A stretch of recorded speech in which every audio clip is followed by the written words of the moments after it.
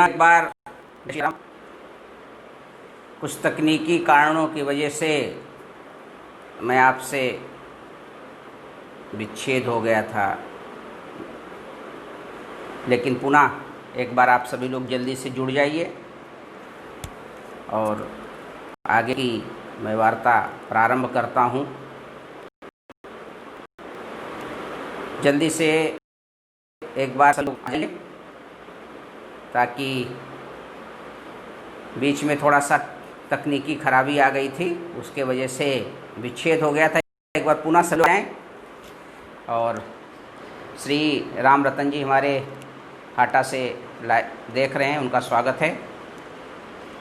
चलिए, शेष लोग आते रहेंगे, लोग अपनी बात को प्रारंभ करते हैं।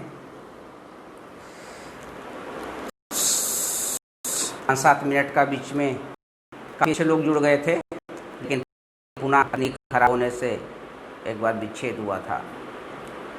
तो मैं व्याख्या कर रहा था, वर्णानाम अर्थसंघानाम रसानाम छंदसामपि मंगलानां च कर्तारौ वंदे वाणी विनायकौ। गोस्वामी तुलसीदास जी ने प्रथम श्लोक में वाणी और विनायक यानी वाणी की देवी माँ सरस्वती की और विघ्नों को हरण करने वाले गणपति की वंदना की है। और गोस्वामी तुलसीदास जी कहते हैं कि अक्षरों यानी वर्ण माने अक्षर, वर्ण माने अक्षर, अक्षरों की, अर्थों की, छंदसों की जो समूह है, रस माने जो शास्त्रों में रस वर्णित हैं, उन सब का मंगल करने वाली जो देवी है माँ सरस्वती, तथा इन अक्षरों, अर्थों, रसों और मंगलों में जो विघ्न है उसको दूर करने वाले जो देवता हैं गणपति, उनकी मैं वंदना करता हूँ। ऐसा गोस्वामी तुलसीदास जी ने लिखा और यह प्रायः हम लोग जानते हैं। विशेष बात यह है, गोस्वामी तुलसीदास जी ने वाह अक्षर से ही अपने ग्रंथ का प्रारंभ किया वर्णा नाम से, और अंत जो समापन किया ग्रंथ का, ते संसार पतंग घोर किरणई दह्यंति नो मानवा, वह अक्षर पे समाप्ति भी करते हैं। गोस्वामी तुलसीदास जी का दर्शन क्या है, मान्यता क्या है, उसके पीछे उनकी सोच क्या है कि यह जो राम कथा है या चारों वर्णों के लिए है या किसी जाति विशेष के लिए नहीं है। चाहे इसको क्षत्रिय सुने, चाहे ब्राह्मण सुने, चाहे वैश्य सुने, और चाहे हमारा कोई भाई बंधु अन्य भी सुने, यह कथा सबका कल्याण करने वाली है। इसलिए गोस्वामी तुलसीदास जी ने जब इस राम कथा की रचना की तो उस समय देश की जो परिस्थितियां थीं वो बड़ी विपरीत थी। समाज अनेक प्रकार की जातियों में विभक्त था। तो गोस्वामी तुलसीदास जी ने जब यहाँ पर इसको प्रारंभ किया तो वर्ण मात्र के लिए, जाति मात्र के लिए, मानव मात्र के लिए इस कथा का प्रारंभ किया, चतुर्वर्ण के लिए प्रारंभ किया, किसी एक क्षत्रिय ब्राह्मण वैश्य के लिए नहीं। इसलिए वर्णा नाम से इस कथा का प्रारंभ किया वासे, और वासे से इसका समापन किया जा करके। मेरे आचार्य पूज्य गुरुदेव जी कहते थे कि यह जो श्लोक है बड़ा क्रांतिकारी है। इतना क्रांतिकारी है कि इस प्रथम श्लोक में ही गोस्वामी तुलसीदास जी ने संपूर्ण यानी कि 7 कांडों की कथा का संकेत दे दिया। अब आपको बड़ा सुनकर के आश्चर्य लगेगा कि यह प्रथम श्लोक और इसमें पूरे 7 कांडों की कथा का संकेत गोस्वामी तुलसीदास जी ने किस प्रकार से दिया। आइए इसका जब हम विचार करते हैं तो मेरे आचार्य पूज्य गुरुदेव महाराज जी कहते थे कि वर्णा नाम कह करके गोस्वामी तुलसीदास जी ने बालकांड का संकेत किया। आप धैर्यता से सुनिए, बड़ी बारीकी से सुनिए, तब बात समझ में आएगी। और अर्थ संघा नाम कह करके गोस्वामी तुलसीदास जी ने अयोध्या कांड का संकेत किया। तीसरा कौन सा कांड है? तो कहा तीसरा कांड है अरण्य कांड। अरण्य कांड का संकेत गोस्वामी तुलसीदास जी ने कहाँ किया? कहा रसा नाम कह करके गोस्वामी तुलसीदास जी ने अरण्य कांड का संकेत किया। और चौथा कांड कौन सा है? तो कहा किष्किंधा कांड है। किष्किंधा कांड का संकेत किस प्रकार से किया? कहा छंदसा। छंदसा कह करके गोस्वामी तुलसीदास ने किष्किंधा कांड का संकेत किया। और अपि कह करके गोस्वामी तुलसीदास जी ने सुंदर कांड का संकेत किया है। और मंगला नाम कह करके गोस्वामी तुलसीदास जी ने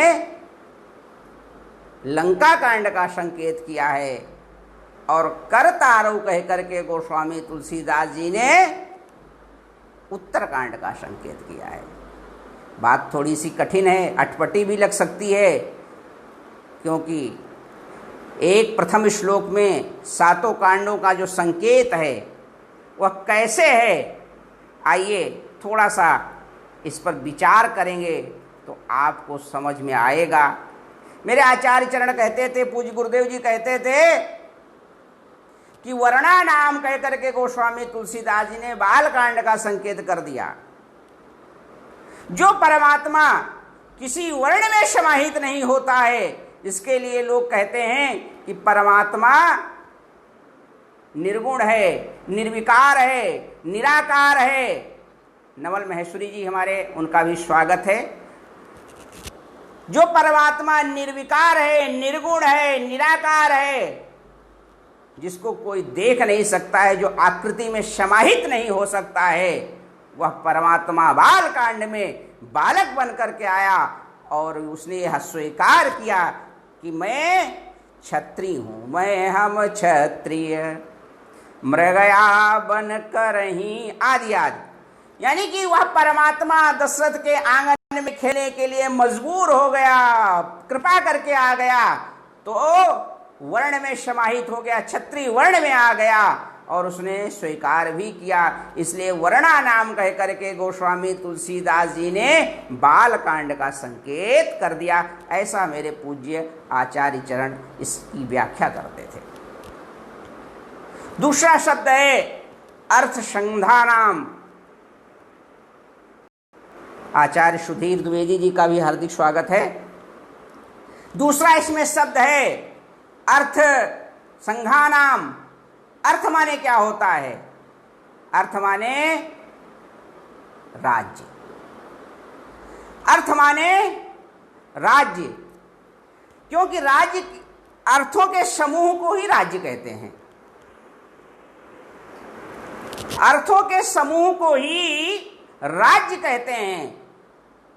और आप अयोध्या कांड की शुरुआत से अंत तक देखेंगे कि जितना प्रकार का संघर्ष चला है वह केवल राज्य को होगा। राज्य किसको होगा? राम जी को होगा। राज्य राम जी को नहीं होगा, भरत को होगा। भरत को भी नहीं राज्य होगा, पादुका जी को राज्य होगा। अनेक प्रकार का जो राज्य के लिए जो संघर्ष चला है वह कहाँ चला है? तो कहा वह अयोध्या कांड में चला है। तो अर्थ संघा नाम कह करके गोस्वामी तुलसीदास जी ने किस पे संकेत किया है? तो कहा कि गोस्वामी तुलसीदास जी ने अर्थ संघा नाम कह करके अयोध्या कांड का संकेत किया है। और तीसरा जो इसमें शब्द है रसानाम, रसानाम कह करके गोस्वामी तुलसीदास जी ने अरण्य कांड का संकेत किया है। आपको थोड़ा सा समझना पड़ेगा कि रस माने क्या होता है। तो रस माने होता है पराक्रम, रस माने पराक्रम। और आपको बता दें, अगर भगवान राम का पराक्रम आपको देखना है तो लंका से भी अधिक पराक्रम भगवान राम ने अरण्य कांड में किया है।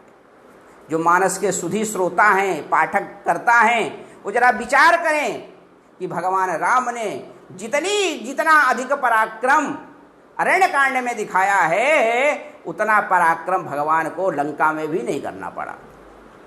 मेरी बात आपको समझ में आ रही होगी। गोस्वामी तुलसीदास जी कहते हैं अरण्य कांड में क्या हुआ, जब भगवान खरदूषण से लड़ने के लिए गए तो 14,000 सेना लेकर के राक्षस आ गए सामने। भगवान अकेले हैं, राक्षस सामने 14,000 हैं।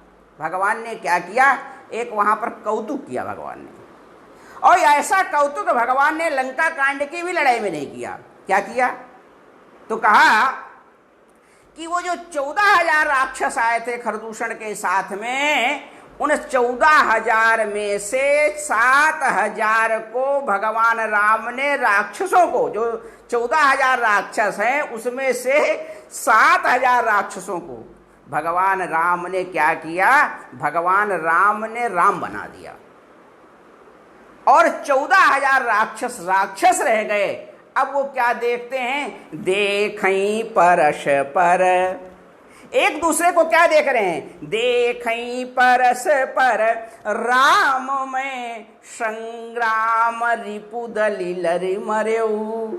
यानी कि इतना बड़ा पराक्रम भगवान राम ने किया कि वो एक दूसरे को जो है राम की तरीके से देखते हैं। और भगवान गोस्वामी तुलसीदास जी लिखते हैं कि संग्राम कर दल रिपुदल मर रहे हो, यानी कि एक दूसरे को राम में देख करके वो जो खरदूषण की सेना है उसको भगवान ने मार दिया, और राम को एक भी बाण का प्रयोग नहीं करना पड़ा। इसलिए इतना बड़ा पराक्रम भगवान राम ने किया। तो रसानाम कह करके गोस्वामी तुलसीदास जी ने जो है अरण्य कांड का संकेत दिया है। और इसके बाद में आता है मानस में किष्किंधा कांड। तो गोस्वामी तुलसीदास जी ने उसका प्रथम श्लोक में किस प्रकार से संकेत दिया है, का छंदसाम, छंद उनकी जिस प्रकार से अनेक प्रकार की जातियां हैं, अनेक प्रकार के छंद होते हैं, उसी प्रकार से इन बानरों की भी अनेक जातियां हैं। श्री वरुण महाराज जी का भी स्वागत है, श्री राकेश वाजपेयी जी का स्वागत है, नरेंद्र पांडे जी भी का भी स्वागत है, श्री उपेंद्र मिश्रा जी हमारे सूरत से हैं, उनका भी स्वागत है, आचार्य उपेंद्र मिश्र जी, वरुण महाराज अयोध्या से देख रहे हैं और आशीर्वाद दे रहे हैं। सुंदर व्याख्यान, आपको पुनः दंडवत है, प्रणाम है राम जी। तो मैं आपको ध्यान में लाना चाह रहा कि छंदसा कह करके गोस्वामी तुलसीदास जी ने किष्किंधा कांड की कथा का संकेत दिया कि जिस प्रकार से बानरों की अनेक जातियां हैं, ऐसे ही अनेक प्रकार की जातियां प्रकार छंदों के भी हैं। और अपि माने निश्चित, जिस सीता को भगवान राम परेशान होकर के खोज रहे थे, हे खग हे मृग मधुकर श्रेणी तुम देखी सीता मृगनैनी, रे रे वृक्षा प्रवतस्था गिरिगहरवाइना विद्यमाना आदि आदि कह करके भगवान जैसे खोज रहे थे, आज हनुमान जी के द्वारा यह पता लग गया कि जो सीता के लिए भगवान व्याकुल थे, परेशान थे, वह सीता कहाँ है, तो कहा लंका में विराजमान है। और ऐसे अपि कह करके गोस्वामी तुलसीदास जी ने क्या किया, अपि कह करके गोस्वामी तुलसीदास जी ने सुंदर कांड की कथा का संकेत दिया इस प्रथम श्लोक में। और मंगला नाम कह करके और करतारो कह करके जो गोस्वामी तुलसीदास जी ने लंका कांड और उत्तर कांड का संकेत दिया है, शेष चर्चा कल इसी समय पर आपके सन्मुख करने का प्रयास करूंगा। आज थोड़ा बीच में व्यवधान आया था, वो एक तकनीकी समस्या थी, लेकिन पुनः 3 से 3:30 बजे आप सभी लोग आशीर्वाद प्रदान करते रहिए। सादर जय सिया राम, जय सिया राम, जय सिया राम।